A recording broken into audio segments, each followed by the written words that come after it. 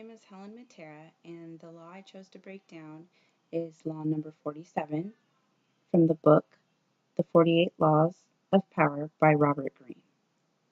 Have you ever felt as if you were headed towards so much success and thought very highly of yourself, or know someone like this? Well, in law number 47, the main topic is discussing how successful, dedicated people tend to get a big head when they keep hitting their goals and get a feeling of I'm better than everyone else type of feeling. These type of people are never satisfied and always want more. One of the short stories I most related to in this chapter was involving Cyrus, who is the main character, or one of the main characters, and he seems like a very arrogant man who tries to start war with a queen named Tamiris. And Cyrus, even though he has people that he rules in his own country, he wants to step onto another territory who already has a ruler and um, start war to obtain those people to rule as well.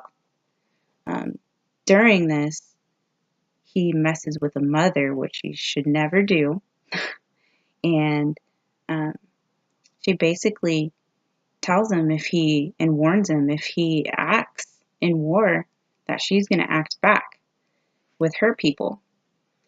So after the war, Cyrus obtains some prisoners and imprisons her son.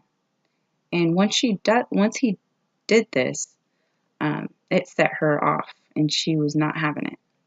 So the thing that interfered with this is that her son committed suicide on his own, killing himself, and because he was humiliated that he was captured. And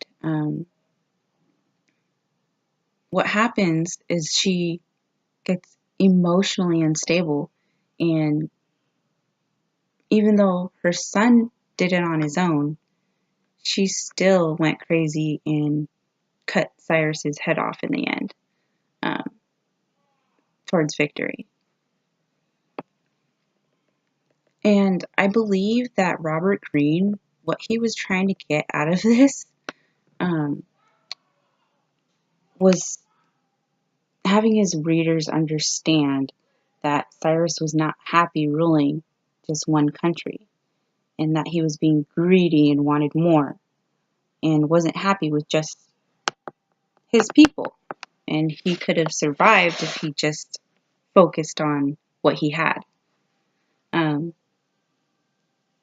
the reason why I chose this topic is because um, I'm currently in a field and I can relate to this a little bit and acknowledge and put it into my own words about how it is involved in my life. Because recently we had a doctor who's very difficult.